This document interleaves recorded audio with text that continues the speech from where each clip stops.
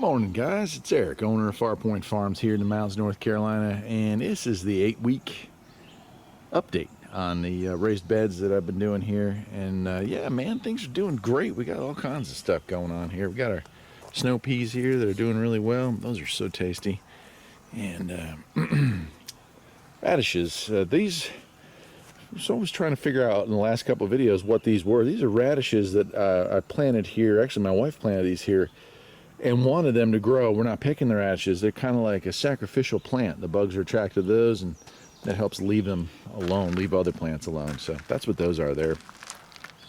And the world's smallest strawberry plants, or strawberry patch, is still doing well. As you can see, quite a few strawberries there. A couple that need to be picked, in fact. So that's pretty awesome. The lettuce is done for the year. We're just letting it grow at this point, but we're going to grab seeds off of the lettuce there. But corn's actually doing okay here. I guess close enough to the house where the critters don't get to it. Let's go on over to the other side, because tomatoes have started to come in as well.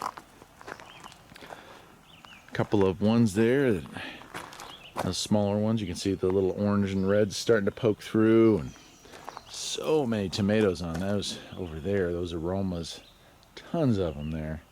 And green peppers, and I'm going to mix in a couple pictures here of some of the stuff we've already picked, but green peppers and jalapeno peppers have already started to come in, and we've already picked a few of those. And then blackberries, you know, this property here has a lot of blackberry bushes around it, and lots of blackberries have been picked. I'd say we probably got 15 to 20 pounds of blackberries picked already, and most of it's been canned, some of it's been frozen. Let's walk around to the back.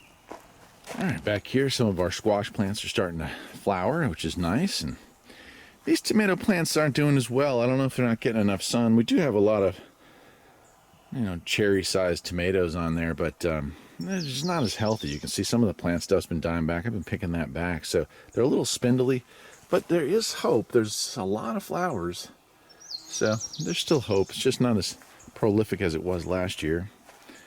Green pepper plant here is doing extremely well. You can see there's a couple of green peppers there that are coming through, and lots of flowers there.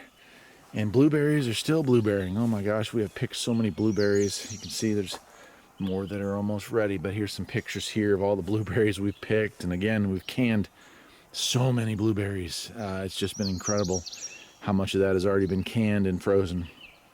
So pretty awesome. But yeah, that's it. We got that going on. And I would say, you know, again, this whole series here is not really about, you know, homesteading per se, as it is if you're in a small home or in an apartment complex even, and you had the ability to have a couple raised beds, just how much food you can get off of those and just how much you can grow with such a limited amount of space.